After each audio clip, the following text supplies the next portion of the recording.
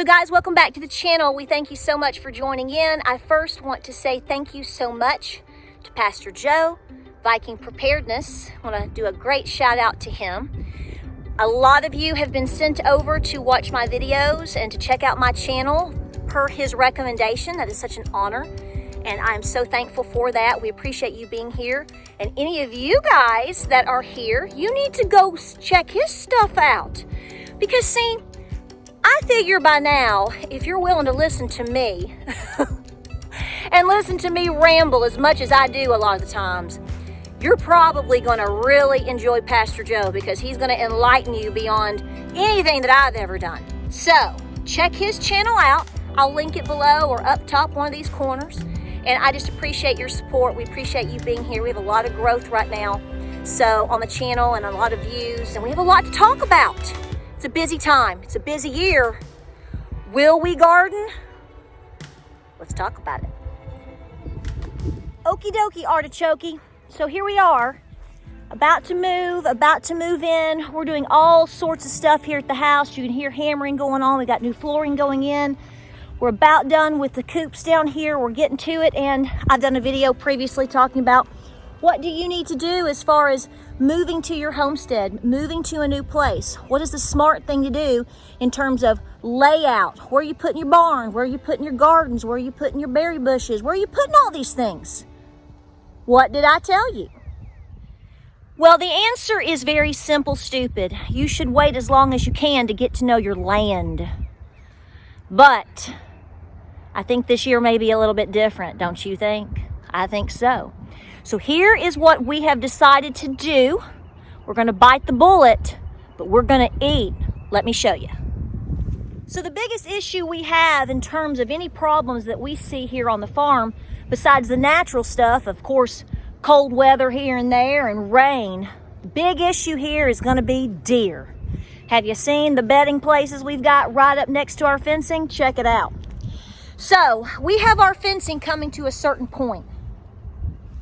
And I had said right up here, I wanted to put gardening. I wasn't sure if I was going to do it this year. Would I start in August? Maybe start with the fall gardening, pushing into 2021. That would make a lot of sense, because you would get to evaluate it. I got a little bit of a slight grade here, still very workable. What I'm going to do is the point that you saw me just come from, I'm going to continue my fencing. I'm going to bring my fencing, we hope, we plan to come all the way up before our beautiful cedar. I'm going to take it all the way across yonder and down to the house. It's going to be 6-foot horse fencing. Now, how am I going to get a tractor in here, you say? Very simple. I'm telling you right now, any place that you desire to have a tractor, to have a truck, to have livestock come through, you better have a 12-foot gate.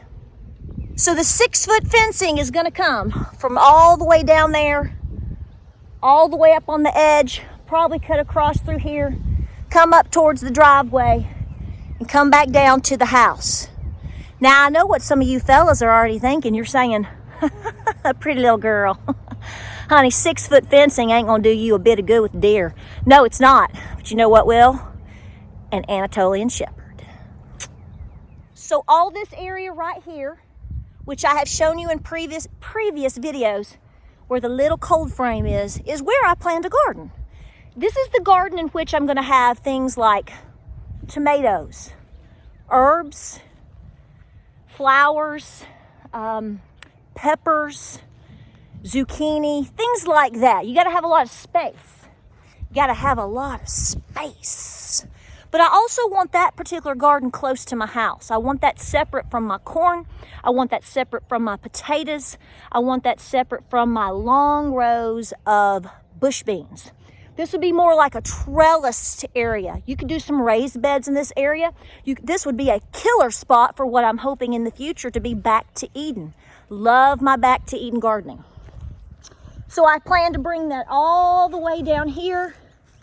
Somewhere through this area right here, I'm going to put in a 12-foot gate. It's going to connect down to my home, where I would have another 6-foot gate, regular gate. But the beauty of this is it's right off the back of my house. I already have a dog area over there, but look, where is it? There's a gate. So I can keep my dogs over there, but then I can let them into here. That is the plan. I think that that's going to be the best alternative for me.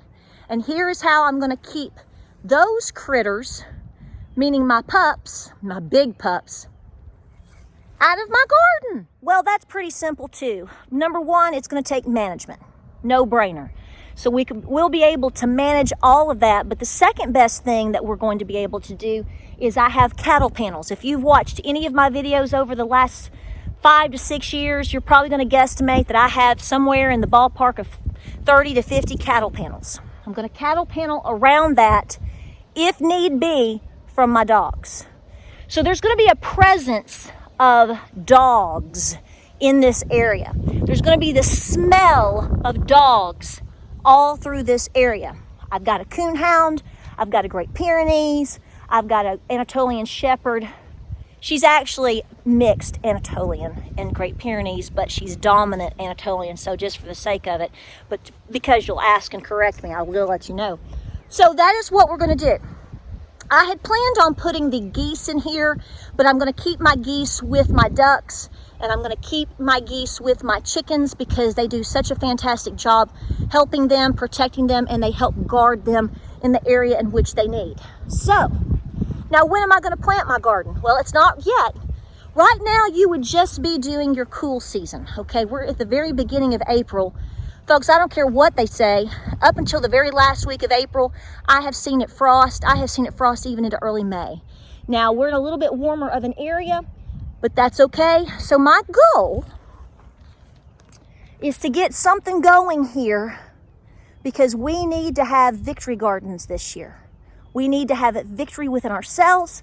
We need to have victory within our gardens. We need to have victory in our country.